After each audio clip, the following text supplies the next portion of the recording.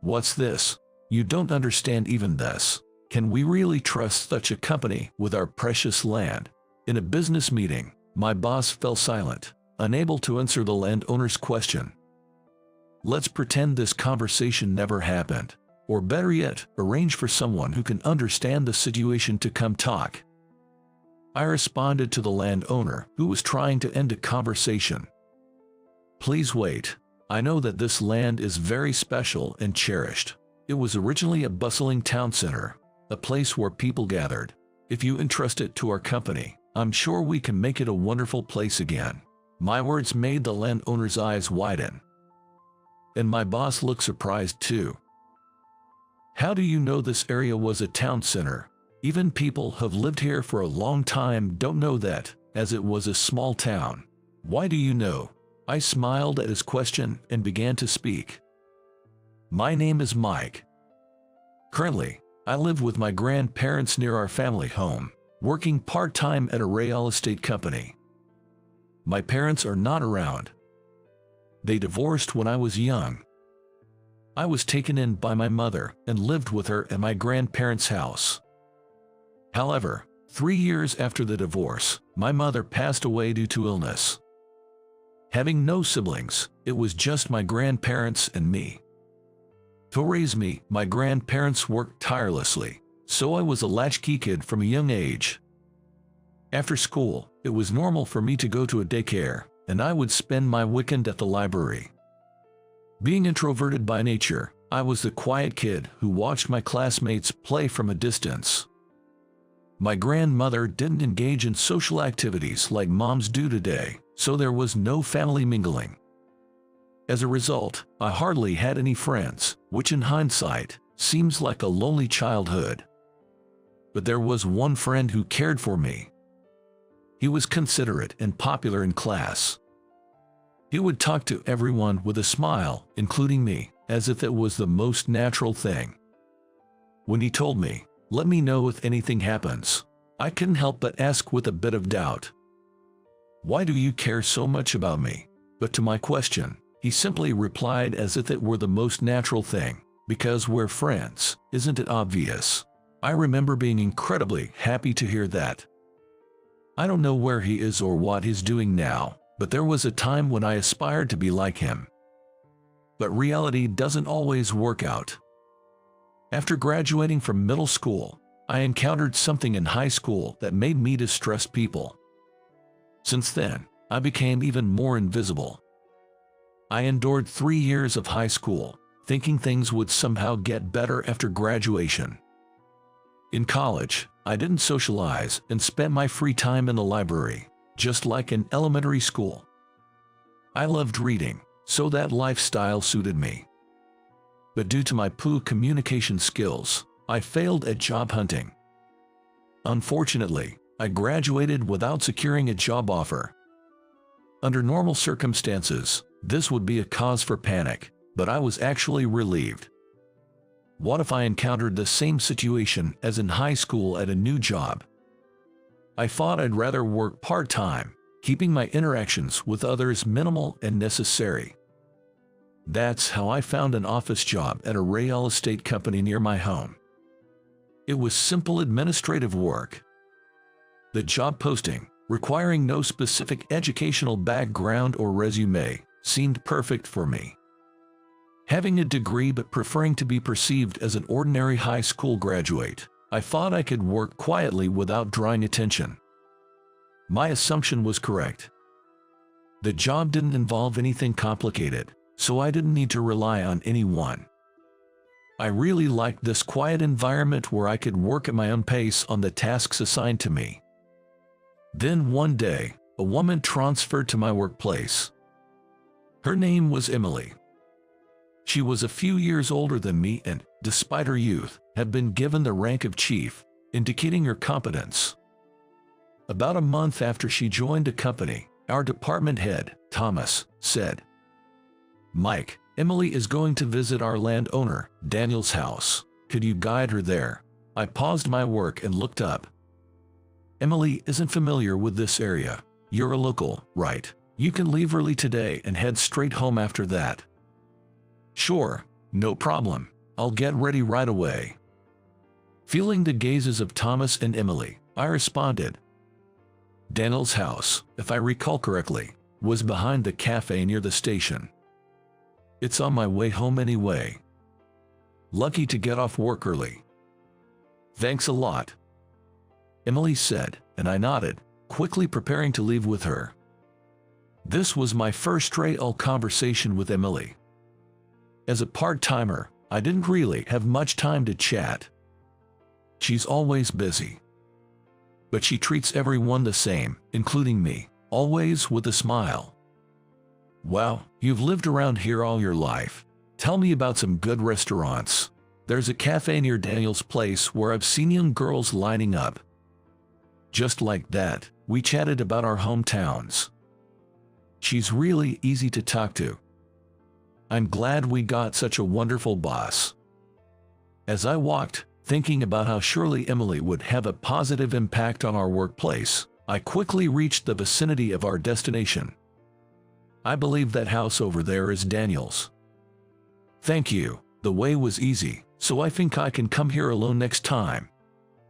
Good luck with your meeting. I'll be leaving then. As I was about to leave, she called out, Wait, what is it? Would you mind sitting in on the meeting? I was surprised by her suggestion. Why me, a part-timer? I must have looked puzzled. Seeing my expression, she smiled. I think it'll be a learning experience for you. If you gradually improve your skills, becoming a full-time employee isn't just a dream. I understand that she's saying this for my sake. But I choose to be a part-timer by my own will. It's natural that she doesn't know this, but I'm not aspiring to be a full-time employee. No, I'm fine. I might disrupt the meeting. I struggled to find a polite refusal, but Emily persisted. Everyone starts as a beginner. I know this deal is important. It's a big project, and the first one I'm handling since my transfer, but I believe nurturing juniors is more important. I was unexpectedly moved by Emily's clear and straightforward words. Her ability to handle her job seemed to be encapsulated in that very statement. Encouraged by her words, I found myself nodding in agreement. Being in a new place, meeting new people always feels somewhat uncomfortable. However, the thought of Emily being there somehow makes me feel a bit more motivated to try. When I pressed the doorbell at Daniel's house, a friendly-looking lady welcomed us and guided us to her husband, the landowner. Nice to meet you, I'm Emily. Nice to meet you, I'm Mike, I greeted nervously, following Emily. In front of the somewhat dignified landowner, the meeting began. The project involved acquiring Daniel's land to develop it into a subdivision. Daniel's land is vast. It has been passed down for generations, but now it's left unused and has become vacant. So, I've negotiated several times to use it at our place, but I've been turned down every time. Of course, this land is also a name of our rival companies. Emily prepared a document about its benefits and explained it to Daniel in an easy-to-understand manner. The previous person in charge used to complain that he wouldn't even listen, but here was Daniel, leaning forward and intently looking at the document. It seemed like there was a good chance of success. Daniel commented, "These diagrams are really easy to understand. I couldn't quite visualize it with the other materials from past representatives and other companies because they didn't have so many pictures, but now I can finally get a picture in my head." "Thank you." She was smiling at Daniel's compliment. I thought everything was going smoothly. That was when it happened. "By the way, do you know why we own this land?" Daniel asked Emily. "I understand it's been passed down for generations. It's a precious piece of land," she answered. "Yes, it's true, but you do know what was here before we owned it, don't you?" Daniel pressed.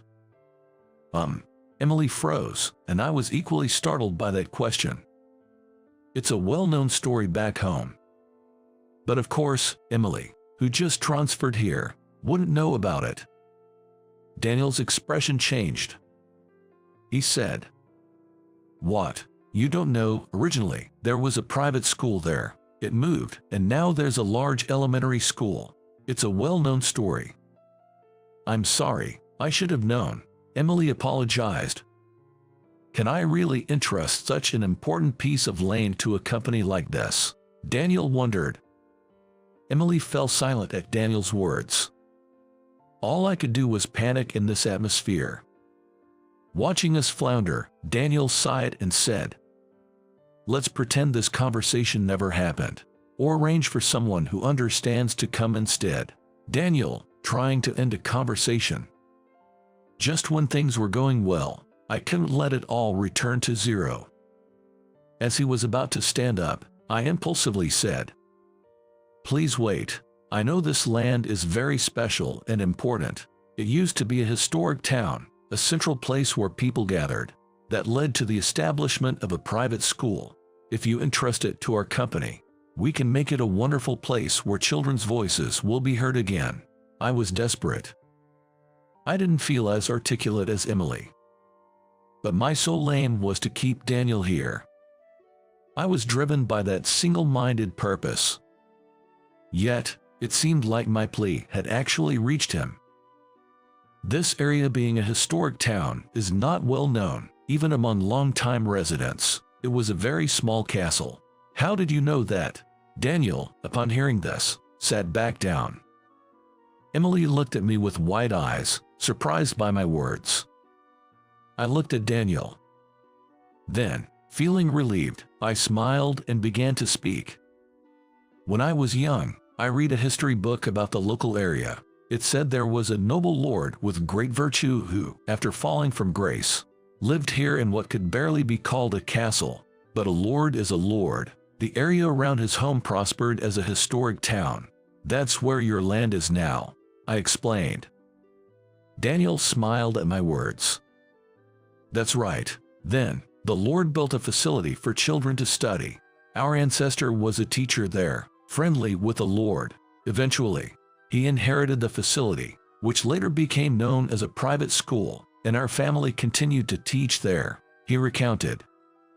So, it has been carefully passed down to you. You have a remarkable piece of property, I complimented. With little experience in human relations, I cobbled together words for vowels to say to him. My heart was pounding, but I managed to keep the conversation going. Now, all that was left was to pass the baton back to Emily. It's such a precious land. I can understand your wish to preserve it, but leaving it as is would be a waste of a treasure. With Emily, it will surely become a bustling, vibrant place again, I encouraged. Daniel's gaze then shifted to Emily. Yes, I guess it would be a waste to just leave the land unused like that. Can I count on you? Daniel said. Yes, absolutely, Emily replied with joy. At Emily's happy response, Daniel, I, and everyone else were all smiles.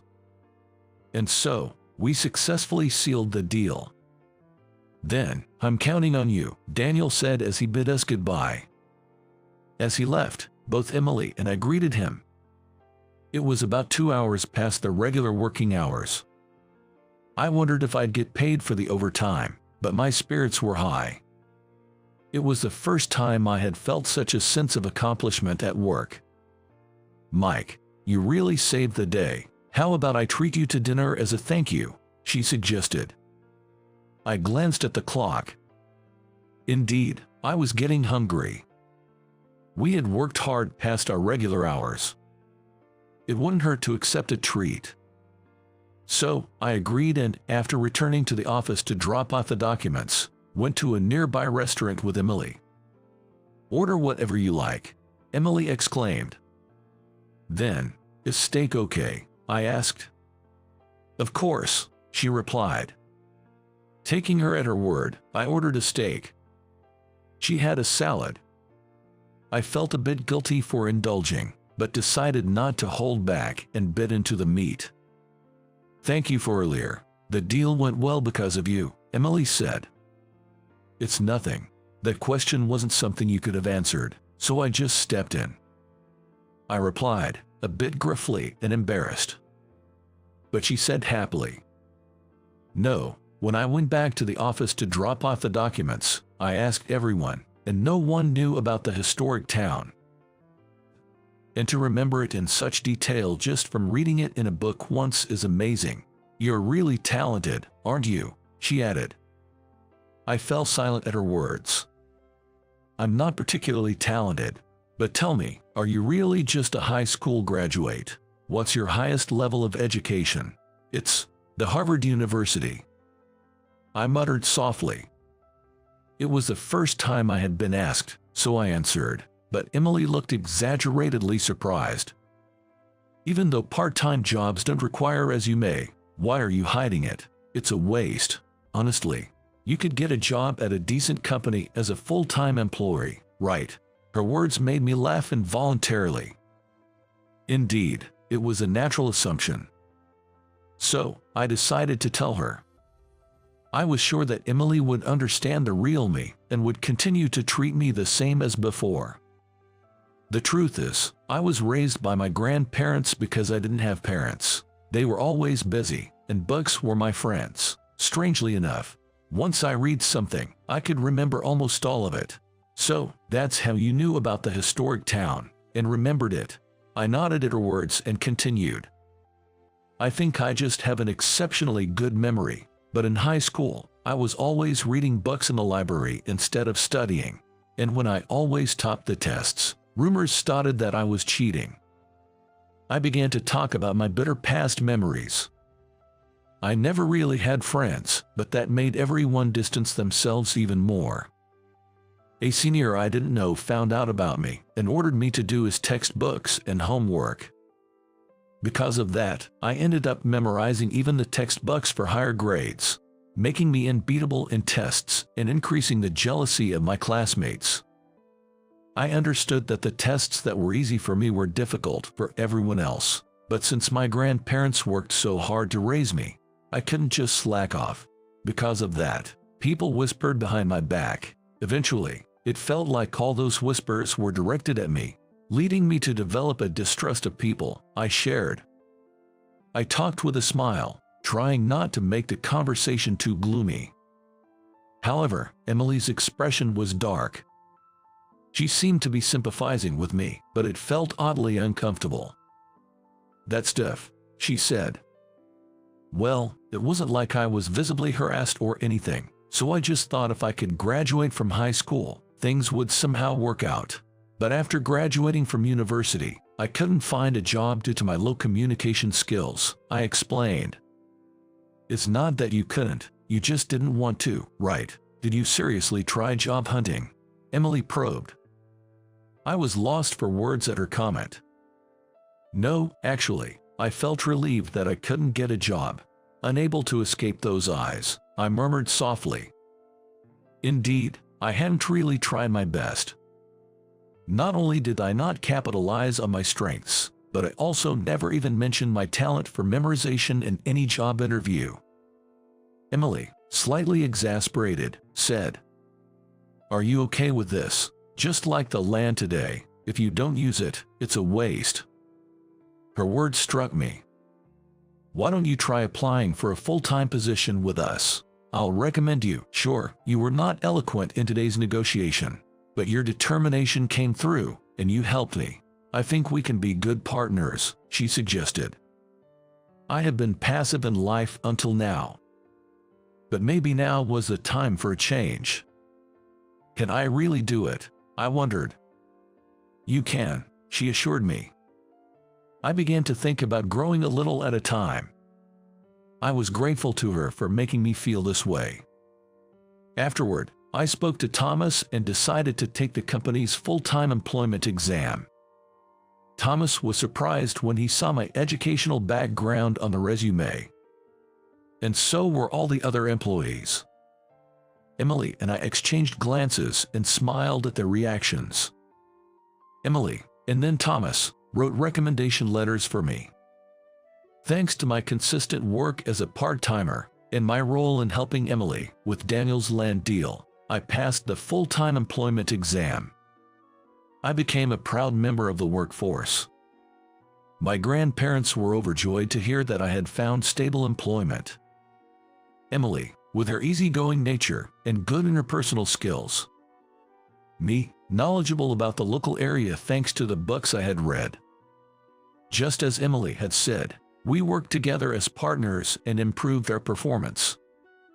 Our branch even achieved first place in sales across all stores, and I was enjoying my fulfilling days. Thanks to Emily, I expanded my network and seemed to have overcome my distrust of people. There are so many kind and wonderful people in the world. I hadn't realized that before. The stories I hear from different people contain things that are not written in books. It was all very fresh and enjoyable. One day, I learned that a local company was planning to open a branch. I headed out to see if they would let us handle the project. Hello, enter the office and greet them cheerfully. Then, I asked for the person in charge who had made the appointment. Could it be Mike? I was called by the representative. He knew my first name. I looked up at him and exclaimed, "Ah, there's no way my good memory would forget him." "John," I exclaimed.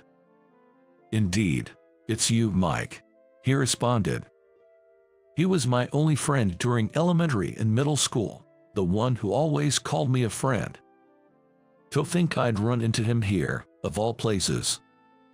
This unexpected reunion brought a smile to my face. When I called to make an appointment, a woman answered the phone. After that, I corresponded with John, the person in charge, by email. Today was the first time we spoke and met in person. I had no idea he was an old friend. I was quickly ushered into a room where I gave my presentation. Inspired by Emily, I included many diagrams and illustrations in my materials, which seemed to help John grasp the concept easily. He listened intently. Of the several sales pitches I've heard, yours was the most understandable. No flattery. You've always been smart. John complimented my materials. John, you've always been popular, and you truly have a way with people. Becoming a manager at this age is impressive, I said. He laughed at my words. The meeting ended on a good note, and he seemed positively inclined to consider our proposal. Later, he formally requested our services, and I showed John several potential sites. After internal discussions at his company, they decided to proceed with the construction. Since then, I've been indebted to John both professionally and personally. Whenever he knew someone looking for a real estate company, he'd refer them to us, contributing to my own success. In turn, I introduced my contacts to John, maintaining a mutually beneficial relationship. 5 years have passed since then. Dad, I'm going to play with Jesse on the 13th. Can I go? Weren't you going to Tiff's house on the 13th? Oh no, I forgot. Maybe we can all hang out together. I smiled at my wife, who always had a wide network of contacts. Mom, get it together. I'm blessed with a cute daughter, and I'm very happy. Mom's busy too, you know, since Dad has such a good memory. Managing the schedule is his job. Laughing at our daughter's words, my wife, Emily, who used to be my boss at the company, agreed. As work settled down, I grew to admire her character and respect her for all she is, especially for how she changed my life. I wanted to make her happy. We get married, and now our daughter is already 3 years old. She's a talkative little girl, just like her mother. We built our house in a corner of the subdivision connected to us by Daniel, living happily ever after. Many families live nearby, and we exchange smiles with our neighbors. I think the area has regained its vibrancy. Daniel was overjoyed when he found out we got married and lived here. Though he's no longer directly involved, he has a special connection to this land and greeted us during one of his walks. I wouldn't have been able to grasp this happiness if I had remained as I was. Living openly with one's talents and turning bitter experiences into growth is important. I owe so much to my wife, who gave me this opportunity. Our daughter will surely go through various experiences. Even if she struggles with relationships, meeting trustworthy people will help her discover a new self, just like I did. And in this happy home, I want to teach her that she can surely find happiness.